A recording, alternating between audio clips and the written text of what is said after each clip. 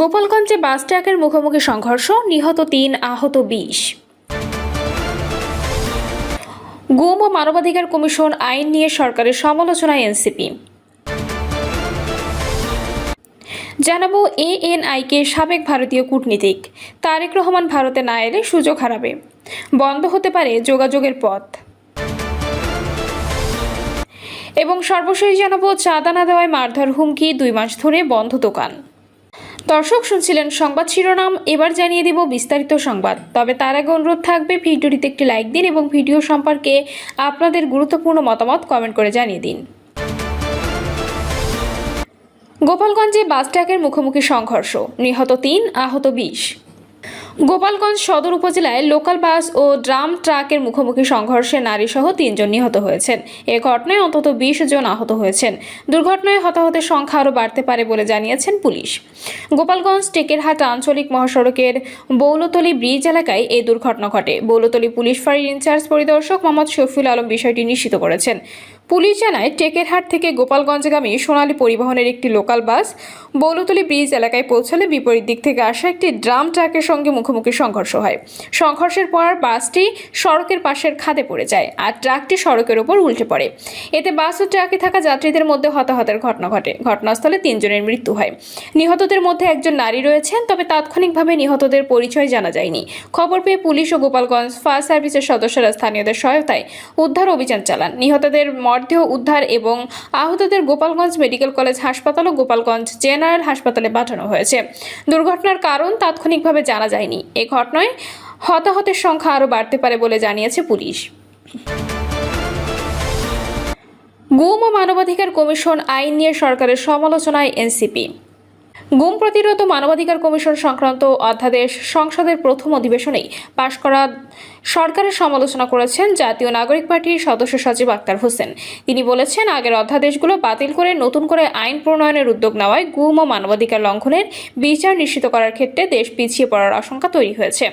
তিনি বলেন, সরকার দায়িত্ব নেওয়ার পর ৬ মাস পার হয়েছে। এই সময়ে আগের সরকারের আমলে সম্পন্ন হওয়া কিছু কাজ বাতিল করায় একই সময় নিয়ে নতুন করে আলোচনা করতে হচ্ছে। বিশেষ করে মানবাধিকার কমিশন ও গুম প্রতিরোধ সংক্রান্ত অধ্যাদেশগুলো সংসদের প্রথম অধিবেশনে পাশ করা হলে এই ধরনের আলোচনায় প্রয়োজন হতো না। এনসিপি সদস্য সচিব বলেন, বাংলাদেশের মানুষের মধ্যে গুম নিয়ে ভয়াবহ ধরনের ট্রমা রয়েছে। অসংখ্য মানুষ গুম হয়েছে এবং অনেকে ফিরে এসে কিভাবে তাদের বন্দী করে রাখা হয়েছিল সে বিষয়ে সাক্ষ্য দিয়েছেন। আবার অনেকে গুম হওয়ার পর আর ফিরে আসেননি, কিন্তু গুমের ঘটনায় ভুক্তভোগী ও তাদের পরিবার এখনও যথাযথ বিচার পাননি। তিনি বলেন, অতীতে আওয়ামী লীগ সরকারের সময় আন্দোলন সংগ্রামের সঙ্গে যারা যুক্ত ছিলেন তারা বাংলাদেশে গুম বন্ধের দাবি জানিয়েছিলেন। গুমের মতো মানবতা বিরোধী অপরাধ কোনোভাবেই দেশ চলতে দেওয়া যায় না, কিন্তু বর্তমান সরকার আরও ভালো আইন করার কথা বলে আগের অধ্যাদেশগুলো বাতিল করেছে। আক্তার হোসেনের অভিযোগ, মানবাধিকার কমিশনের খসড়া আইনে কমিশনের তদন্তের ক্ষমতা কমিয়ে দেওয়া হয়েছে। কোনো মানবাধিকার লঙ্ঘনের ঘটনা ঘটলে কমিশনকে সংশ্লিষ্ট বাহিনী তদন্ত প্রতিবেদনের জন্য অপেক্ষা করতে হবে। একইভাবে কমিশনের চেয়ারম্যান বা চেয়ারপারসন নিয়োগের ক্ষেত্রে এমন ব্যবস্থা রাখা হয়েছে যেন সরকারের পছন্দ অনুযায়ী নিয়োগ দেওয়ার সুযোগ তৈরি হয়। গুম প্রতিরোধ সংক্রান্ত আইনের খসড়া নিয়েও আপত্তি জানান তিনি। বলেন, যেসব বাহিনীর বিরুদ্ধে গুমের অভিযোগ উঠতে পারে তাদেরই তদন্তের দায়িত্ব দেওয়া হলে নিরপেক্ষ তদন্ত নিশ্চিত করা কঠিন হবে। এতে গুমের ঘটনা তদন্তের নামে আড়াল হয়ে যাওয়ার আশঙ্কা রয়েছে। তিনি আরও বলেন, কোনো গুমের ঘটনায় ভুক্তভোগীর পরিবার অভিযোগ করতে গেলে মিথ্যা অভিযোগের দায়ের শাস্তির বিধান তাদের ভয় দেখানোর কাজে ব্যবহৃত হতে পারে। ফলে গুমের শিকার পরিবারগুলো অভিযোগ করতে নিরুৎসাহিত হবে এবং প্রকৃত ঘটনা সামনে আসার পথও বাধাগ্রস্ত হতে পারে। আক্তার হোসেন বলেন, সরকার আরও ভালো আইন করার কথা বলে উল্টো পথে হাঁটছে। বিরোধী রাজনৈতিক দল, সুশীল সমাজ ও সাংবাদিকদের পক্ষ থেকে সরকারের কাছে দাবি জানানো হচ্ছে, আগের অধ্যাদেশগুলো যেভাবে ছিল সেভাবে সেগুলো সংসদে পাশ করা হোক এবং প্রয়োজনে পরবর্তী সময়ে সংশোধন আনা হোক। তিনি বলেন, বাংলাদেশে একটি নিরপেক্ষ জবাবদিহিমূলক ব্যবস্থা প্রয়োজন। খসড়া গুম প্রতিরোধ আইন ও মানবাধিকার কমিশন আইন বর্তমান অবস্থায় পাশ হলে এতদিনে যে অগ্রগতি হয়েছে তা থেকে দেশ পিছিয়ে যাবে এবং মানুষের ন্যায় বিচারের লড়াই আরও দীর্ঘ হবে। সরকারের প্রতি আহ্বান জানিয়ে এনসিপির এই নেতা বলেন, মন্ত্রিসভায় অনুমোদন দেওয়াই চূড়ান্ত সিদ্ধান্ত নয়।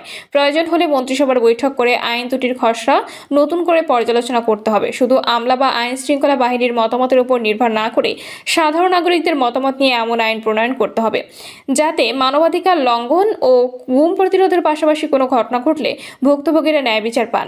তিনি আরও বলেন, অতীতে বাহিনীর সদস্যদের বিরুদ্ধে গুম ও মানবাধিকার লঙ্ঘনের অভিযোগ উঠলেও দায়মুক্তির সংস্কৃতি ছিল। ভবিষ্যতেও যদি একই ধরনের পরিস্থিতি তৈরি হয় এবং সংশ্লিষ্ট বাহিনীগুলোকে দায়মুক্তি দেওয়া হয়, তাহলে তা কোনোভাবেই গ্রহণযোগ্য নয়। বাংলাদেশকে অতীতের সেই পথে না নিয়ে জবাবদিহি, মানবাধিকার ও গণতন্ত্রের পথে এগিয়ে নেওয়ার আহ্বান জানান তিনি। এএনআইকে সাবেক ভারতীয় কূটনীতিক তারেক রহমান ভারতে না এলে সুযোগ হারাবে, বন্ধ হতে পারে যোগাযোগের পথ। বাংলাদেশের প্রধানমন্ত্রী তারেক রহমানের সম্ভাব্য ভারত সফর দুই দেশের জন্যই ফলপ্রসূ হতে পারে বলে আশাবাদ ব্যক্ত করেছেন সাবেক ভারতীয় কূটনীতিক বিদ্যাভূষণ সোনি। তিনি মনে করছেন, তারেক রহমান ভারতে না এলে এই সুযোগ হারিয়ে যেতে পারে এবং দীর্ঘ সময়ের জন্য দুই দেশের মধ্যে যোগাযোগের পথও খোলা নাও থাকতে পারে। ভারতীয় বার্তা সংস্থা এএনআইকে দেওয়া এক সাক্ষাৎকারে বিদ্যাভূষণ সোনি এসব কথা বলেন। তিনি বলেন, এই সফরের মাধ্যমে ভারত বাংলাদেশ সম্পর্ক আরও শক্তিশালী করার পাশাপাশি দীর্ঘদিনের অমীমাংসিত বিভিন্ন দ্বিপক্ষীয় সমস্যা সমাধানের পথও খুলতে পারে। সাক্ষাৎকারে সোনি বলেন, দুই দেশের মধ্যে অনেক বিষয় এখনও অমীমাংসিত রয়েছে। এর মধ্যে তিস্তা নদীর পানি বণ্টন অন্যতম গুরুত্বপূর্ণ বিষয়। বেশিরভাগ বিষয় দুই দেশ একমত হলেও পরে কিছু গুরুত্বপূর্ণ বিষয় চূড়ান্ত করা সম্ভব হয়নি। সোনি বলেন, রোহিঙ্গা শরণার্থী সমস্যার সমাধানেও বাংলাদেশ ভারতের আরও সক্রিয় ভূমিকা চায়। তার মতে, এই ক্ষেত্রে মিয়ানমার কর্তৃপক্ষের সঙ্গে মধ্যস্থতাকারী হিসেবে সক্রিয় ভূমিকা পালন করা ছাড়া ভারতের তেমন কিছু করার নেই, কারণ মিয়ানমার কর্তৃপক্ষ ভারতের কথা শুনতে পারে। তারেক রহমানের ভারত সফরের মাধ্যমে সেই সুযোগ তৈরি হলে বাংলাদেশ ভারতকে এসব সমস্যা সমাধানে তার প্রভাব কাজে লাগানোর অনুরোধ করতে পারে বলে মনে করেন তিনি। একই সঙ্গে প্রধানমন্ত্রী তারেক রহমানকে তুলনামূলকভাবে অনেক বেশি খোলামেলা এবং ভারত বিরোধী নন বলে মন্তব্য করেছেন বিদ্যাভূষণ সোনি। তারেক রহমানের নেতৃত্বাধীন নতুন সরকার নিয়েও আশাবাদ ব্যক্ত করেন সোনি। তিনি বলেন, আমার মনে হয় তারেক রহমান তুলনামূলকভাবে অনেক বেশি খোলামেলা মানুষ। তিনি ভারত বিরোধী নন এবং নিজে এমন কোনো বক্তব্য দেননি যেটিকে ভারতের বিরুদ্ধে বলে মনে করা যায়। তাই ভারতের সতর্কভাবে এই সুযোগ তৈরি করার চেষ্টা করছে। তিনি বলেন, দুই দেশের সরকারি মুখপাত্ররা এখনো পর্যন্ত যেসব বক্তব্য দিয়েছেন সেগুলো মূলত রাজনৈতিক বক্তব্য, তবে দুই দেশের রাজনীতিবিদরা এ বিষয়ে সরাসরি কিছু বলেননি। তাই তারেক রহমানের ভারত সফরের এখনো সম্ভাবনা রয়েছে বলে মনে করেন তিনি। সোনি বলেন, আমি এ বিষয়ে খুবই আশাবাদী। তার মতে, ভারত বাংলাদেশের মধ্যে যোগাযোগ বাড়ানোর এই সুযোগ কোনোভাবে হাতছাড়া করা উচিত নয়। তিনি বলেন, তিনি যদি না আসেন তাহলে এই সুযোগটি হারিয়ে যাবে। দীর্ঘ সময়ের জন্য এই যোগাযোগের পথ খোলা নাও থাকতে পারে। আমরা কেউই এই সুযোগ হারাতে চাই না। তাই আমি বেশ আশাবাদী। তারেক রহমানের সম্ভাব্য ভারত সফর নিয়ে কয়েক সপ্তাহ ধরে নয়াদিল্লি ও ঢাকায় কর্মকর্তাদের মধ্যে যোগাযোগ চলছে। গত রোববার বাংলাদেশের পররাষ্ট্র মন্ত্রণালয়ের মুখপাত্র শহীদুল করিম বিষয়টি নিশ্চিত করেন। তারেক রহমান দিল্লিতে গেলে সেটি হবে ফেব্রুয়ারিতে দায়িত্ব নেওয়ার পর তার প্রথম ভারত সফর নিয়ে আলোচনা চললেও এখনো কোনো চূড়ান্ত তারিখ নির্ধারণ করা হয়নি। চাঁদা না দেওয়ায় মারধরের হুমকি, 2 মাস ধরে বন্ধ দোকান।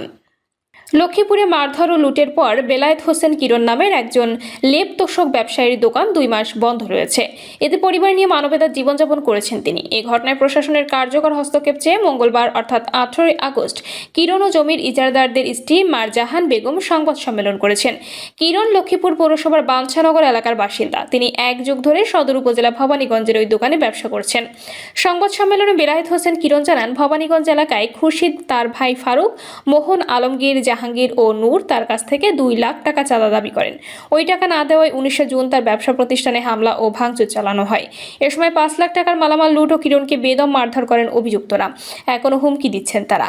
কিরণ বলেন, 2 মাস আমার দোকান বন্ধ, আয় উপার্জনও বন্ধ। পরিবার নিয়ে আমি এখন অসহায়ভাবে জীবনযাপন করছি। পুলিশ দোকানটি খুলে দেওয়ার জন্য বলেছে। সেই নির্দেশ পালন না করে হামলাকারীরা দোকানের সামনে 2000 ইট রেখে প্রতিবন্ধকতা সৃষ্টি করে রেখেছে। জমির ইজারাদার মারজাহান বেগম কান্নাজড়িত কণ্ঠে বলেন, 1984 সাল থেকে জমিটি ইজারা নিয়ে আমরা ভোগ দখল করছি। হঠাৎ খুরশিদরা এসে ভাড়াটিয়ার উপর হামলা করে দোকানটি দখল করার চেষ্টা করে।